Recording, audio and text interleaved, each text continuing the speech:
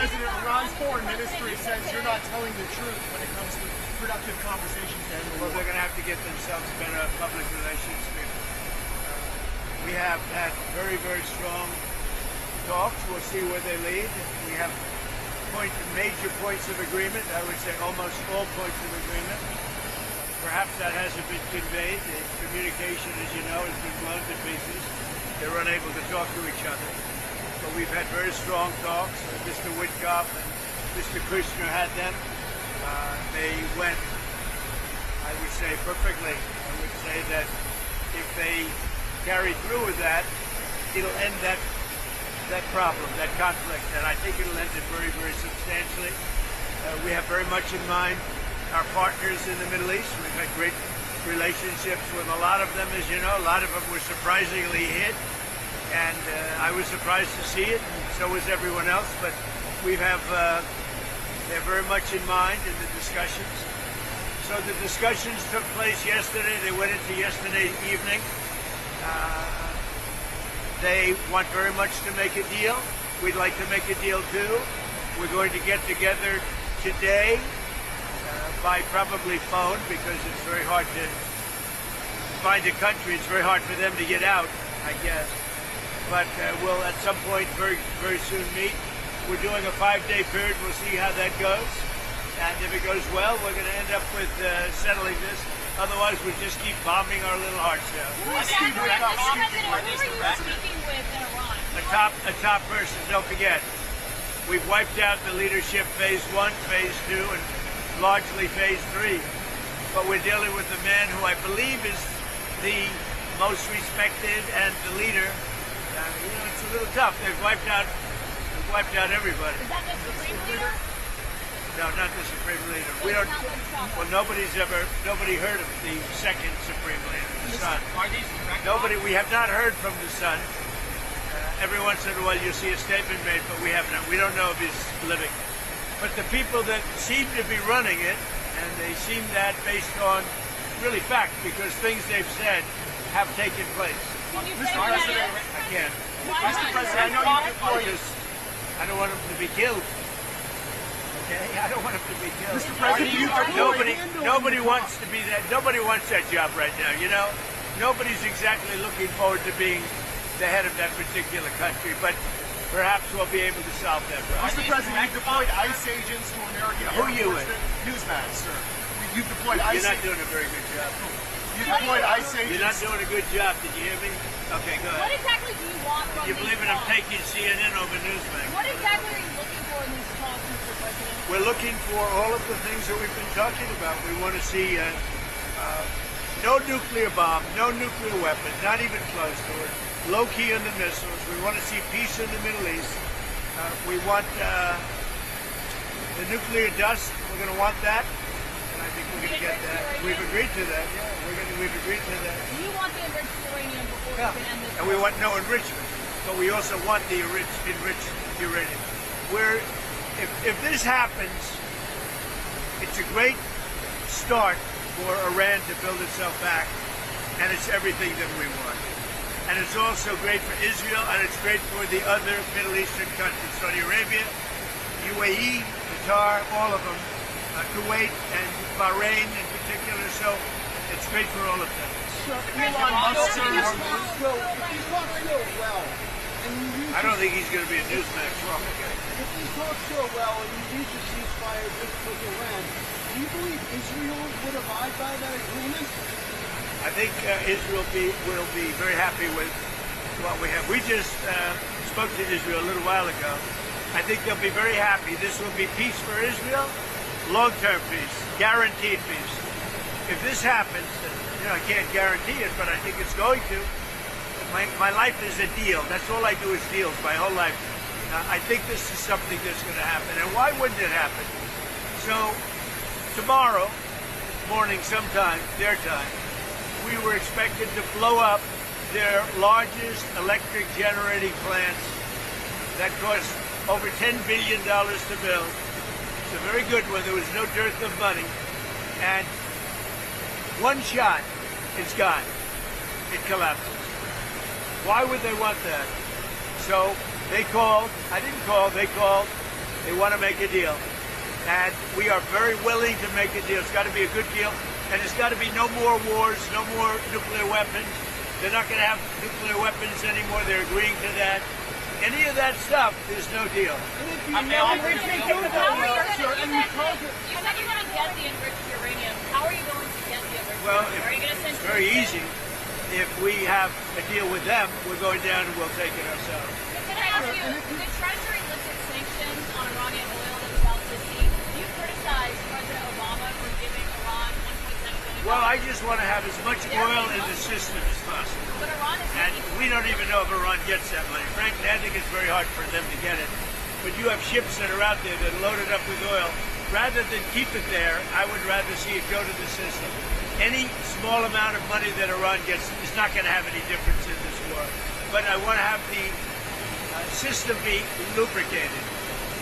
even $14 billion from the government. Where's the $14 billion? Because the inflated price, they get $14 billion from the... I don't think they're getting the money. I could tell you, when this is all over, I will tell you who's getting the money. Why are you sending the Marines from California, given that it'll take them weeks to arrive? Is the intention to police the strait or take off? What are you doing?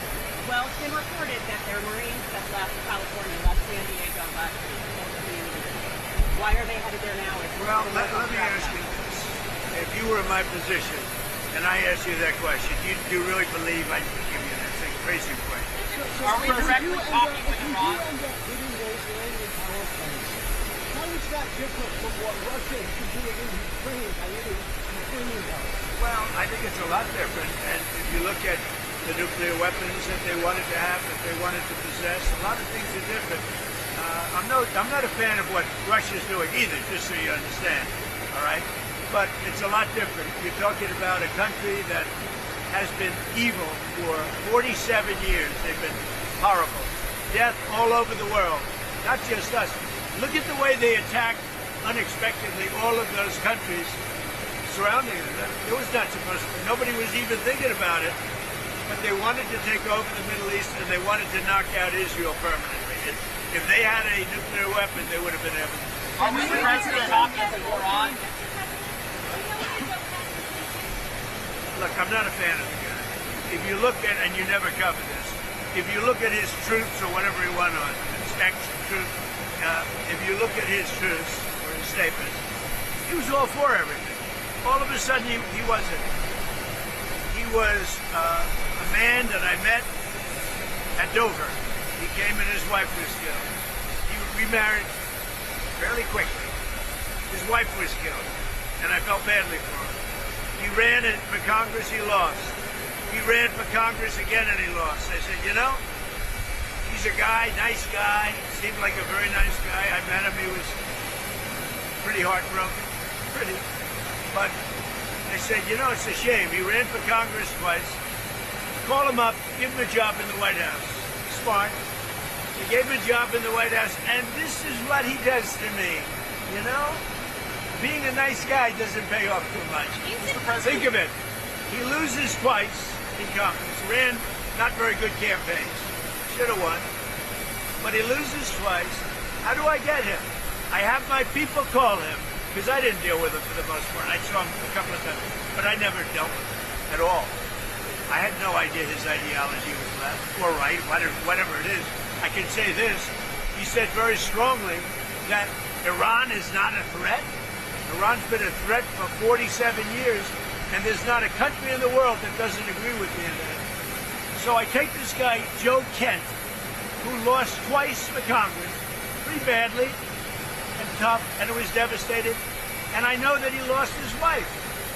So instead of letting him live out his life, I brilliantly have my people call him and offer him a job in security, essentially, in the White House. Now, what does he do? He goes out and he says that Iran is not a threat to get publicity. Now, he probably signed up with CNN or maybe signed up with your division of Newsmax. I don't know, but probably signed up with CNN or somebody.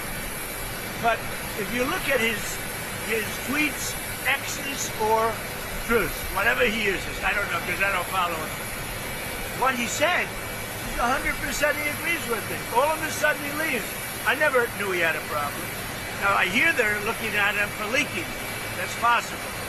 But just so you understand, just to put it to rest, he lost twice badly. He also lost his wife. He's remarried since. He lost his wife. I felt badly for him. So I told my people, reach out to him, give him a job at the White House. This is the thanks I get. Any other questions? He said Iran was not an imminent threat. That was the intelligence. I think it was an imminent threat. I think that Iran, if we didn't bomb them with the B-2 bombers, now that set them back. But if we didn't hit them with the B-2 bombers, they would have had a nuclear weapon within 2 weeks to a month.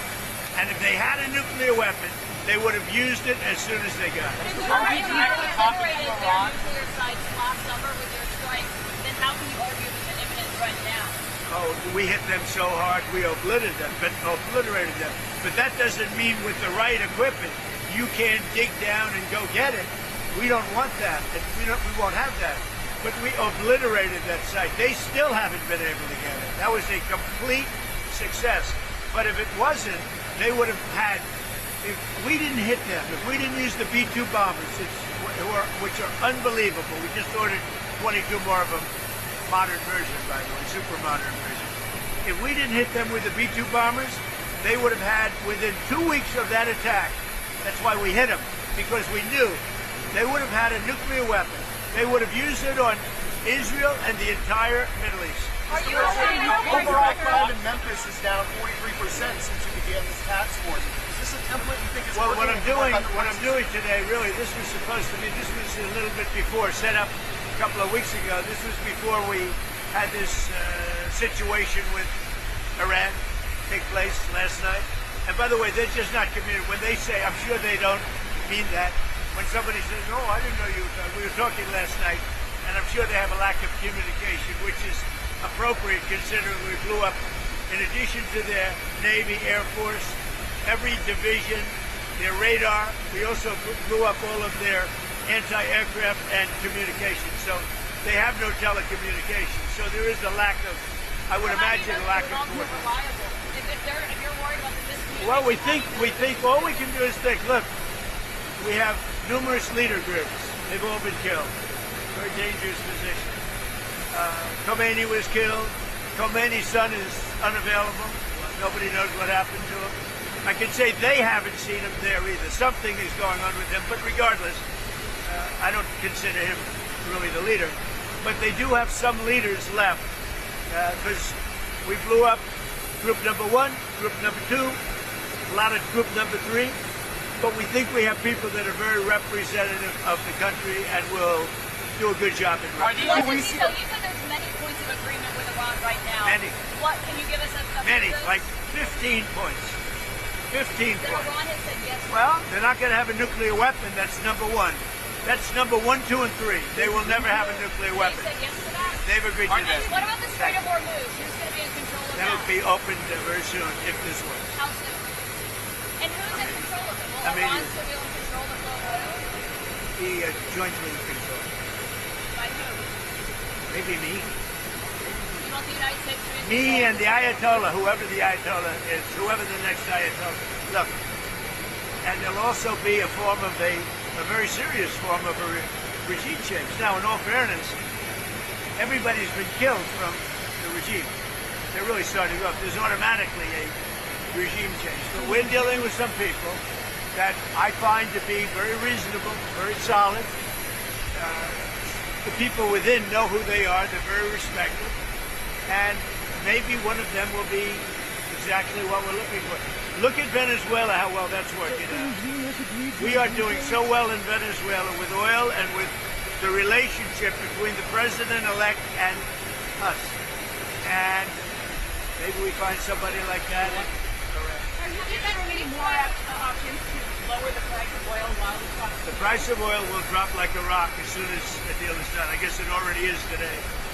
No, we have a very serious chance of making a deal. That doesn't guarantee anything. I'm not guaranteeing anything. I'm not going to come out here in a week or 2 weeks and have you all say, oh, you said.